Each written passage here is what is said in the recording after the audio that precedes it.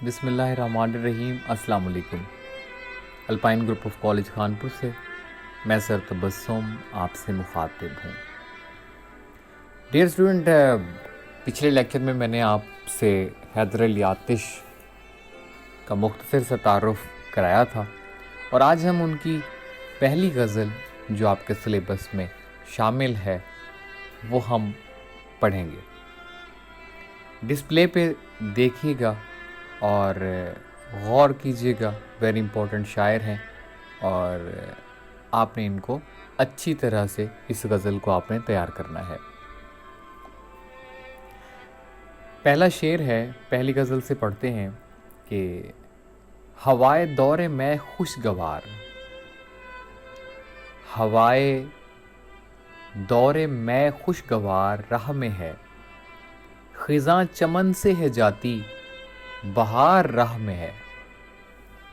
لفظی مطلب سن لیجئے کہ ہوائے دور میں، ہوا یعنی کہ مہک، خوشبو اچھی جو آپ کو لگ رہی ہوتی ہے، جو آپ پہ اچھا تاثر دے رہی ہوتی ہے، اسے ہم خوشبو، جو آپ کو خوشی دے رہی ہوتی ہے۔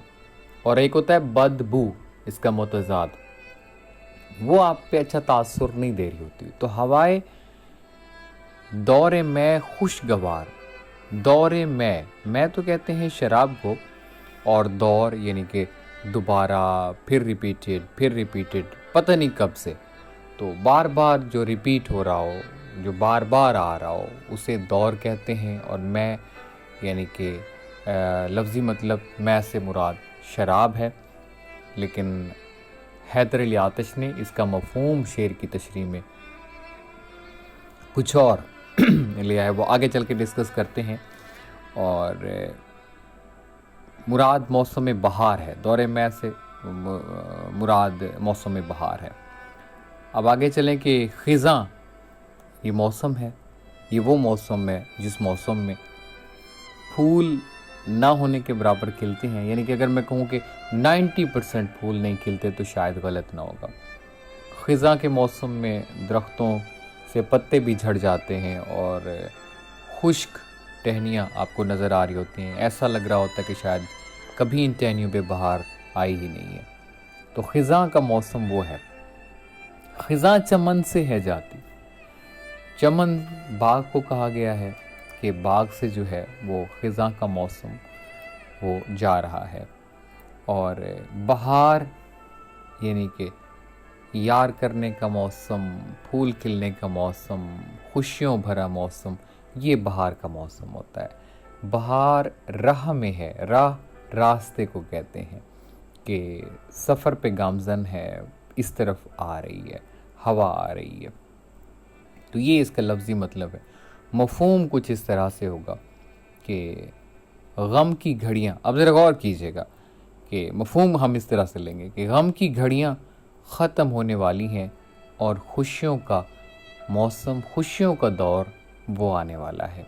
ایک یہ بھی آپ لے سکتے ہیں۔ دوسرا مفہوم بھی جو ہے میں آپ کے سامنے رکھتا ہوں کہ دوسرا آپ یہ بھی لے سکتے ہیں کہ مفہوم کچھ اس طرح سے ہوگا۔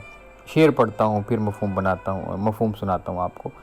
ہوائے دور میں خوشگوار راہ میں ہے، خزاں چمن سے ہے جاتی بہار راہ میں ہے۔ اب مفہوم سنیں ذرا کہ مفہوم ہم اس کا اس طرح سے بناتے ہیں کہ باغ میں بہار کے موسم کی آمد ہے، اور خزاں کا موسم رخصت ہونے کو ہے، لیکن ابھی مطلب گیا نہیں۔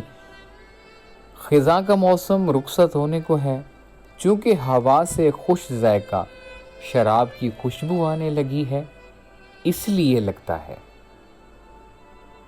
چونکہ ہوا سے خوش ذائقہ شراب کی خوشبو آنے لگی ہے، اس لیے لگتا ہے کہ بہار کا موسم بس اب آنے ہی والا ہے۔ ایک مفہوم تو یہ ہوگا۔ اب ہم اس شعر کی تشریح کی طرف آتے ہیں، اس کو ہم مزید کھول کے بیان کرتے ہیں اور آپ کے سامنے رکھتے ہیں۔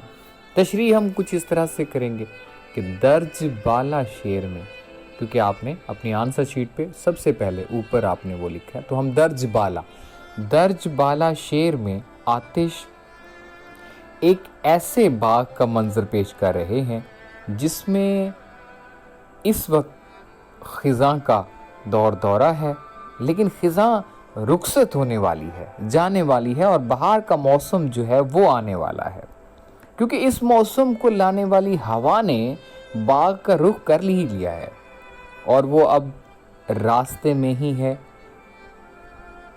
ڈیئر اسٹوڈنٹ، اس شعر کا ایک علامتی مفہوم بھی ہو سکتا ہے. وہ کیا؟ وہ یہ کہ خزاں اگر دکھوں اور مایوسیوں اور نا امیدی کا موسم ہے آتش کے نزدیک، تو بہار پھر خوشیوں، مسرتوں اور امیدوں کا جو ہے وہ پیغام ہوا ان کو دے رہی ہے. کیونکہ شاعر کی پریڈکشن ہوتی ہے کہ وہ آنے والے وقت کو، آنے والے موسم کو بھانپ لیتا ہے. یہ آپ میں بھی پریڈکشنز ہیں ایسے کہ آپ ہونے والی چیز کو آپ پہلے بھانپ لیتے ہیں. جیسے بادل اگر آسمان پہ بن آئے تو آپ اندازہ لگا سکتے ہیں، ہو جاتا ہے اندازہ، آئیڈیا ہو جاتا ہے کہ یہ بادل جو ہے وہ زور سے برسیں گے اور بارش جو ہے وہ ہوگی. تو انسان کی پریڈکشنز ہوتی ہیں اور شاعر کی تو بہت زیادہ ہوتی ہے. شاعر کے اندر یہ اللہ تعالیٰ کی طرف سے جو ہے وہ ایک خاص دین ہے جو ہر انسان کو اللہ نہیں دیتا. تو شاعر جو ہے وہ اس طرح کا کچھ وہ پیغام دے رہے ہیں جو انہیں ہوا کے ہاتھوں وہ پیغام ملا ہے. ہوا میسنجر ہوتی ہے.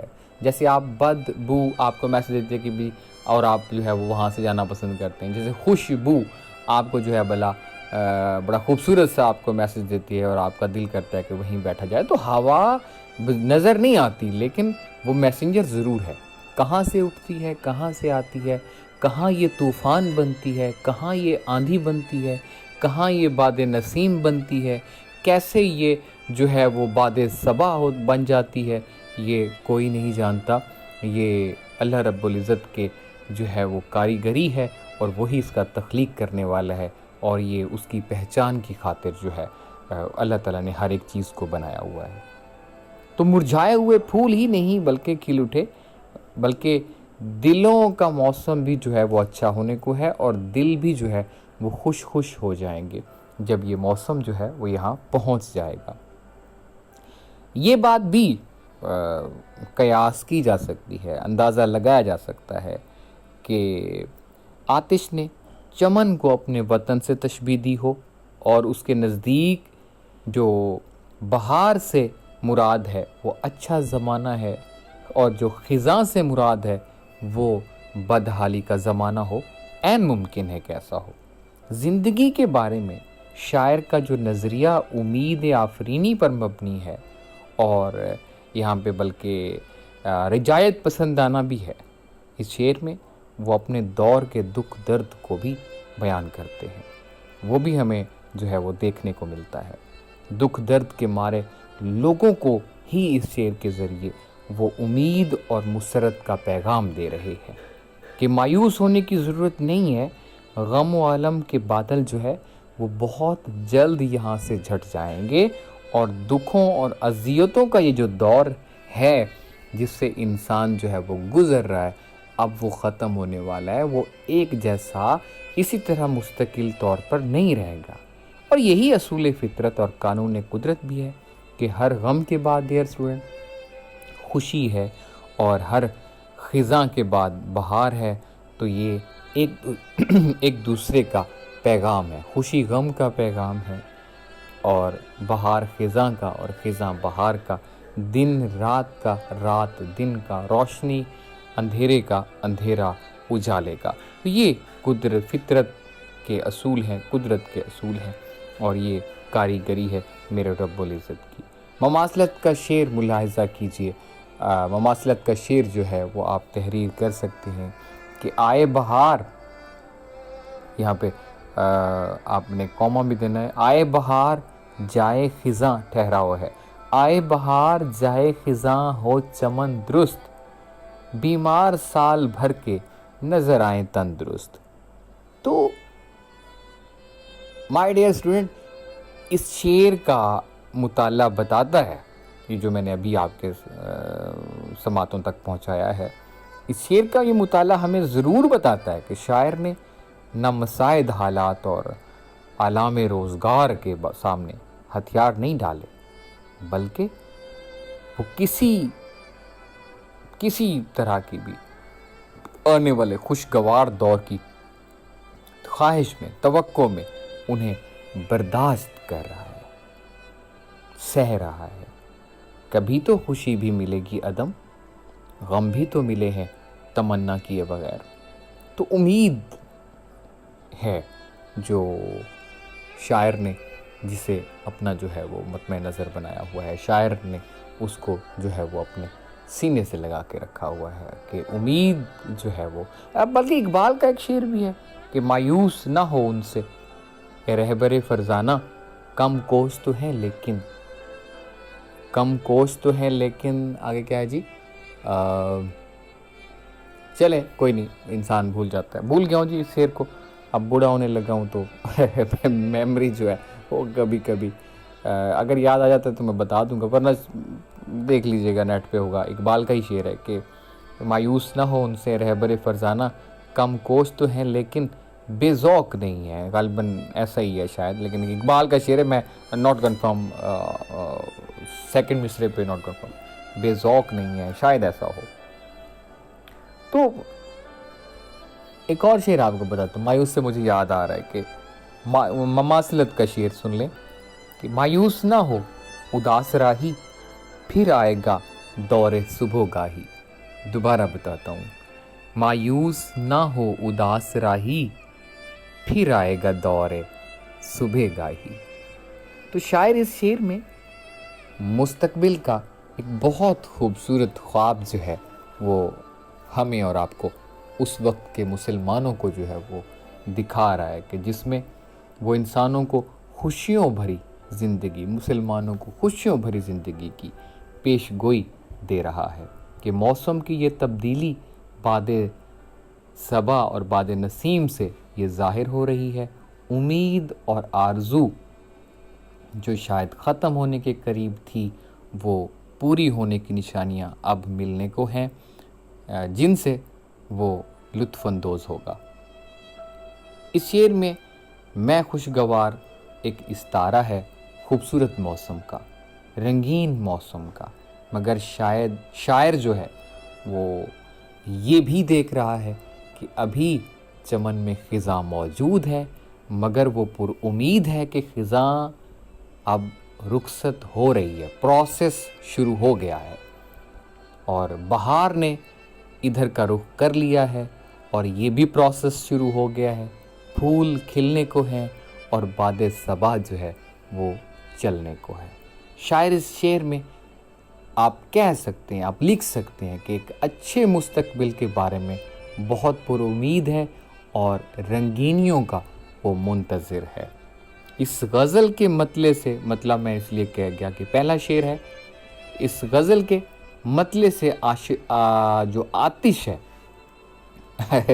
बहुत सी गज़लों में, अशार में आशिक आशिक होते तो मैं आशिक बोल गया, आशिक नहीं आतिश डियर स्टूडेंट। तो इस गज़ल के मतले से आतिश के बुलंद हौसले और अज़्म का इजहार भी हमें भरपूर मिलता है। वो ख़राबी हालात के बावजूद भी अच्छे दिनों के बारे में निहायत पुरुम्मीद है। हवा से जो महक आ रही है वो खुशबू जो है वो बहार की आमद का ही पैगाम दे रही है। चमन से मुराद मुल्क भी हो सकता है, मुल्क भी है, और ख़िज़ा से मुराद उस वक्त के मुल्क के बुरे हालात भी हैं और हो भी सकते हैं। मुसलमानों से कहते हैं कि वो मायूस ना हो, जल्द अंग्रेज़ से उन्हें आज़ादी नसीब हो जाएगी। ओके जी, आगे चलें। अब हम जो है वो हैदर अली आतिश के दूसरे शेर की तरफ चलते हैं और दूसरा शेर जो है वो कुछ इस तरह से है कि न बद्र का है نہ بدرکا ہے نہ کوئی رفیق ساتھ اپنے. ڈسپلے پہ دیکھیں جی. نہیں، دوسرا شعر جو ہے وہ یہ ہے کہ عدم کے کوچ کی لازم ہے فکر ہستی میں. عدم کے کوچ کی لازم ہے فکر ہستی میں، نہ کوئی شہر نہ کوئی دیار راہ میں ہے. دوبارہ شعر کو پڑھتا ہوں کہ عدم کے کوچ کی لازم ہے فکر ہستی میں، نہ کوئی شہر نہ کوئی دیار راہ میں ہے. لفظی مطلب سن لیں. عدم آخرت کو کہا جاتا ہے، مراد دوسری دنیا. یعنی کہ اگر ہم زندگی کو ایک سمندر کا ایک کنارہ جہاں ہم رہ رہے ہیں، میلے ہیں، چراغاں ہیں، ہجوم ہیں، روشنیاں ہیں، گیٹ ٹوگیدر ہے، یہ ایک کنارہ سمندر کا جہاں ہم رہ رہے ہیں، اور دوسرا کنارہ سے مراد وہ ہے جہاں ہم اپنوں کو مدفن کرتے ہیں، اور وہ جو ہے اللہ رب العزت کی بارگاہ میں ان کی روح کو پیش کیا جاتا ہے، اور وہ دوسری دنیا میں جو ہے اس طرح سے ان کی روح منتقل ہو جاتی ہے، جہاں سے آئی تھی روح واپس وہیں لوٹ جاتی ہے. تو دوسری دنیا وہ ہے جہاں سے ابھی تک کوئی واپس نہیں لوٹا. تو آخرت کا مطلب دوسری دنیا، کوچ روانگی کہا جائے گا، فکر سوچ بچار کو کہا جاتا ہے، اور بندوبست کو بھی کہہ سکتے ہیں آپ. نہ کوئی شہر کی بھی کوئی شہر بھی نہیں ہے، اور نہ کوئی دیار. دیار گھر کو بھی کہتے ہیں، ملک کو بھی کہتے ہیں. اقبال کا ایک شعر بھی ہے، اس میں مصرع ہے کہ دیار غیر میں اپنا مقام پیدا کر. تو دیار ملک کو بھی کہتے ہیں، اور یہاں پہ آپ جو ہے وہ لے سکتے ہیں. راہ میں ہے، راہ سے مراد راستہ. فارسی میں راہ کو راستہ کہتے ہیں، اردو میں ہم راستہ لکھتے ہیں، فارسی میں جو ہے وہ راہ کو راستہ جو ہے وہ کہتے ہیں. تو تشریح میں جب اب ہم آئیں گے تو ہم یہ بات کریں گے کہ اس دنیا میں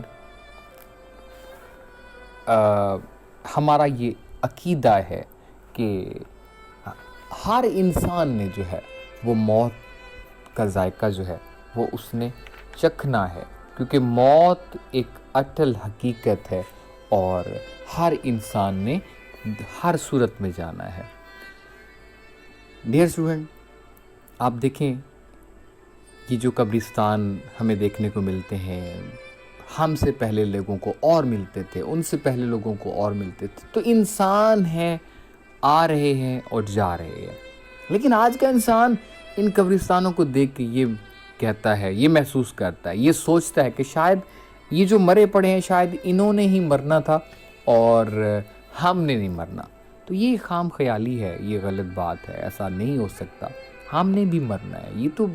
یہ تو ہمارے لیے عبرت کا نشان ہے. ہمارے لیے یہ ساری چیزیں جو ہے وہ فکر آخرت کی طرف جو ہے ہمیں سوچنے کی نشانیاں ہیں کہ دیکھو موت سب کو اچک کے لے جائے گی، چاہے کوئی خوبصورت ہے، چاہے کوئی طاقتور ہے، چاہے کوئی ڈاکٹر ہے، چاہے کوئی جتنا بڑا جو ہے وہ مال و دولت والا ہے، اچھے کھانے کھانے والا، اچھے پہننے والا، اچھی زندگی خوبصورت گزارنے والا. لیکن دیکھو کہ وہ بھی، اس کو بھی موت نے جو ہے وہ اچک لیا ہے.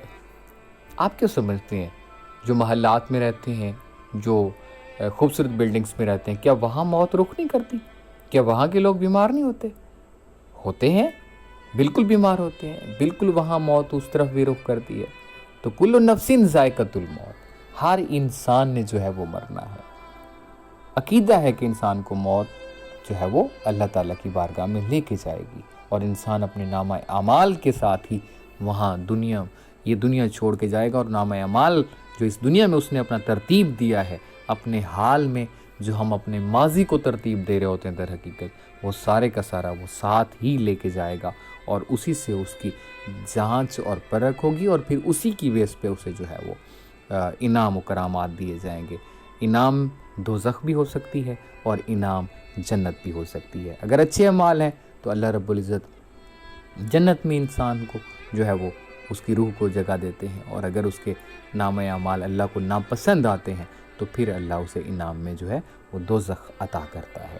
تو آخرت میں نیک اعمال ہی جو ہے انسان کا کام آئے گا۔ وہاں اگر سرخرو ہونا ہے رب کی بارگاہ میں تو اسے زندگی جو ہے وہ اس طرح سے گزارنی پڑے گی جس طرح سے اس کا خالق چاہتا ہے، جس طرح سے اس کا مالک چاہتا ہے، جس طرح سے رب چاہتا ہے۔ اور رب کس طرح چاہتا ہے؟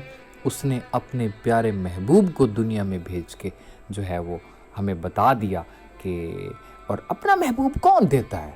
لیکن رب نے ہمیں اپنا محبوب عطا کر دیا۔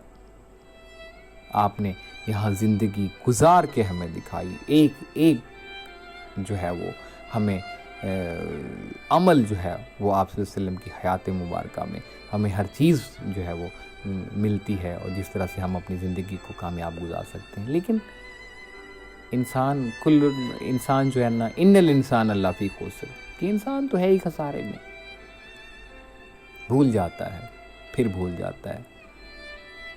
جیسے ہی کوئی حادثہ دیکھے گا، کچھ یاد آئے گا، کچھ ٹھیک ہوگا، اس کے بعد پھر وہ جو ہے وہ بھول جائے گا۔ تو آتش کہتے ہیں انسان جو ہے وہ دنیا میں غفلت کی زندگی گزار رہا ہے، غفلت میں اس قدر ڈوبا ہوا ہے کہ اس کی عقل جو ہے وہ بھی جو ہے وہ اسے کچھ بھی نہیں کہہ رہی، اور وہ ایسے لگتا ہے کہ جیسے وہ اس کا ضمیر بھی مر گیا ہو، اور وہ خود بھی جو ہے وہ پاگل ہو، بے وقوف ہو، اور انتہائی جو ہے وہ عقل اس کی بیمار ہو کہ اسے صحیح غلط دکھتا ہی نہیں ہے۔ وہ دنیا میں آ کے دنیا سے محبت کرنے لگ گیا۔ آتش چاہتے ہیں کہ بڑھاپے کا انتظار کیے بغیر آخرت کی انسان کو تیاری کرنی چاہیے۔ جب بھی وقت ملے اسے جو ہے وہ اللہ کے رب العزت کی حمد و ثنا، آپ صلی اللہ علیہ وسلم کی حمد و ثنا، آپ صلی اللہ علیہ وسلم کی جو ہے وہ تعریف، اللہ رب العزت کی عبادت، آپ صلی اللہ علیہ وسلم کی عبادت جو ہے وہ کے ذریعے عبادت جو ہے جو بتائی گئی ہیں سنت نبوی پہ عمل کرتے ہوئے وہ اپنی زندگی کو جو ہے جتنا ہو سکے وہ کامیاب گزارے۔ کیوں ایسا وہ کیوں کرے؟ کتنی خوبصورت باتیں کر گئے وہ اس شعر میں کہ عدم کے کوچ کی لازم ہے فکر ہستی میں، تجھے آخرت کی ہر صورت میں فکر کرنی چاہیے، اور اسی فکر کے زمرے میں ہی تمہیں اپنی زندگی گزارنی چاہیے، کیونکہ نہ کوئی شہر نہ کوئی دیار۔ دیکھو انسان جب کسی سفر پہ روانہ ہوتا ہے نا تو بہت ساری چیزیں ایسی ہوتی ہیں جو وہ اپنے ساتھ لے کے نہیں جا سکتا، لیکن وہ اس بیس پہ چل پڑتا ہے، اس بات پہ چل پڑتا ہے کہ راستے میں وہ خرید لوں گا، فلاں شہر آئے گا خرید لوں گا، فلاں ملک سے یہ چیز لے لوں گا تو میرا سفر آسان ہو جائے گا، فلاں دوست کے پاس رہ لوں گا سفر آسان ہو جائے گا، پھر چل پڑوں گا۔ تو اس منزل پہ جانے کے لیے تو کوئی شہر ہی نہیں ہے، کوئی ملک بھی نہیں ہے کہ تم اپنے سفر کو آسان بنانے کے لیے کہیں سے بھی کچھ خرید سکو، کچھ لے سکو۔ خالی ہاتھ آئے تھے خالی ہاتھ ہی جاؤ گے۔ تو فکر کرو کہ وہاں تو کوئی رفیق بھی نہیں، کوئی دوست بھی نہیں ہوگا، نہ ہی کوئی شہر ہے، نہ ہی کوئی سایہ دار درخت ہے، نہ ہی کوئی ہوٹل ہے، نہ ہی کوئی تمہیں وہاں پہ کچھ مل سکتا ہے، صرف اور صرف تمہارے اعمال ہوں گے جن کی بنا پہ تمہیں وہ بھگتنا پڑے گا وہ سفر۔ اور تم چاہو ابھی حیات ہو، تم چاہو تو اپنی زندگی کو اب اللہ کی منشا اور مرضی کے مطابق اس طرح سے گزارو کہ تمہارا سفر آخرت جو ہے وہ پرسکون ہو جائے، اور تم اگر چاہو جیسا مرضی بدصورت بنا دو اپنے سفر آخرت کو۔ وہ یہی یاد دلاتے ہیں کہ جب رخصت وقت آ گیا نا تو پھر مہلت نہیں ملے گی، راستے میں کوئی بھی شہر نہیں ہے، نہ ہی کوئی ملک ہے کہ جہاں رک کر انسان سوچے کہ وہاں سے وہ جو ہے وہ کس طرف چل پڑے۔ یہ بات اسی تناظر میں کہی گئی ہے کہ اس دنیا میں لوگ سفر پر نکلتے ہوئے یہ سوچ کر گھر سے ضرورت کی بعض چیزیں تو لے لیتے ہیں اور بعض وہ ساتھ نہیں بھی لے پاتے، کہیں گاڑی یا بس کے رکے گا تو وہاں سے وہ خرید و فروخت کر لیں گے، لیکن یہ سفر آخرت پہ روانہ ہوتے ہوئے ایسا بالکل بھی نہیں ہوگا۔ اس لیے تجھے چاہیے کہ اس دنیا میں ہی اپنا اتنا نامہ اعمال بنا لو، اتنے نیک اعمال جو ہے وہ تم بنا لو کہ تمہیں کسی سہارے کی ضرورت نہ ہو اور نہ ہی کوئی سہارا وہاں تمہیں ملے گا۔ اب بھی وقت ہے زادِ سفر کی، کر لو تم کچھ فکر طفیل۔ طفیل ہوشیار پوری کا شعر ہے کہ ابھی بھی وقت ہے زادِ سفر کی، کر لو تم کچھ فکر طفیل۔ چڑیاں چگ گئیں کھیت تو پھر تم دور کھڑے پچھتاؤ گے۔ چڑیاں چگ گئیں کھیت تو پھر تم دور کھڑے پچھتاؤ گے۔ تو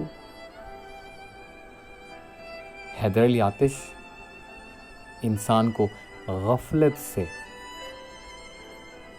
جگانے کی کوشش کر رہے ہیں کہ دیکھو تم کس طرح سے اپنی زندگی کو گزار رہے ہو، اس طرح مت گزارو کہ اس سفر پہ جب تم روانہ ہو تو پھر تمہارا سفر جو ہے وہ تمہیں چونکہ اکیلے کاٹنا ہے تو پھر جو ہے وہ تمہیں تکلیف ہو۔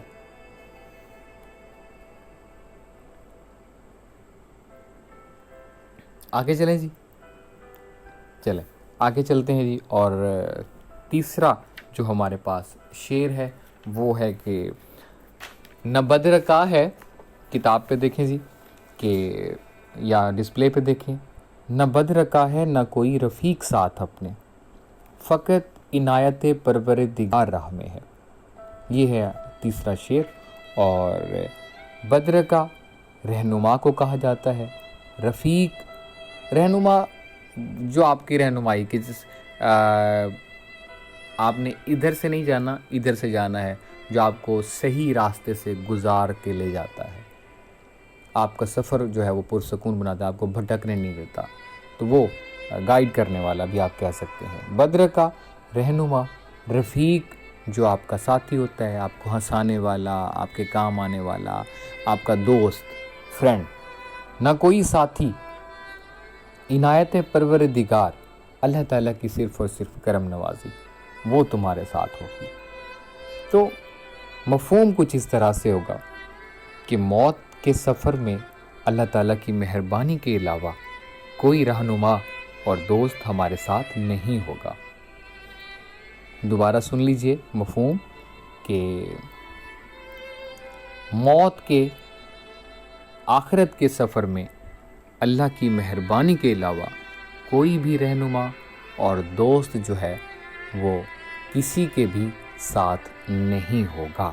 ہر شخص یہاں سے اکیلا جائے گا، چاہے چھوٹا بچہ ہے، چاہے جوان ہے، چاہے مرد ہے، چاہے عورت ہے، چاہے بوڑھا ہے، چاہے طاقتور ہے، جو بھی ہے، جس کاسٹ سے بھی ہے، اکیلا ہی جائے گا۔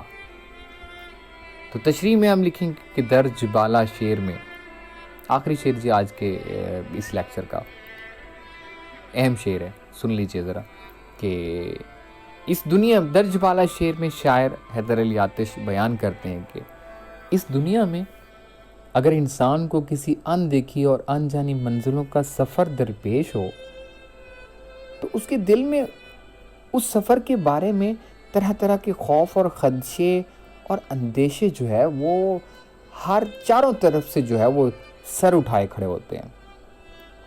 اگر ایک طرف راستے کی طوالت یعنی کہ طویل راستہ اسے ڈراتا ہے تو دوسری طرف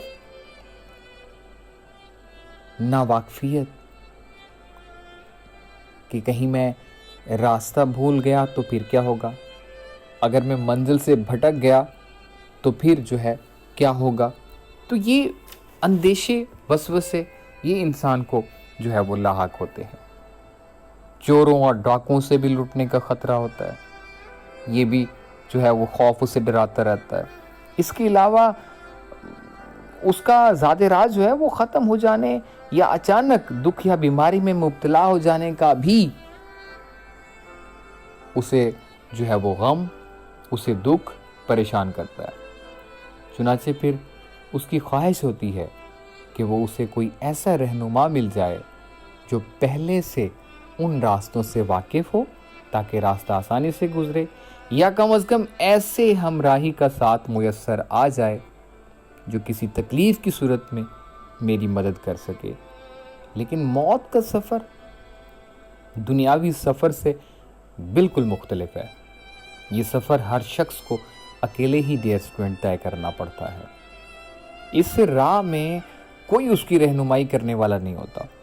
موت کے اس سفر میں ہمارے جان سے پیارے عزیزوں، رشتہ داروں اور دوستوں میں سے بھی کوئی ہمارا ساتھ نہیں دیتا اور نہ ہی دے سکتا ہے۔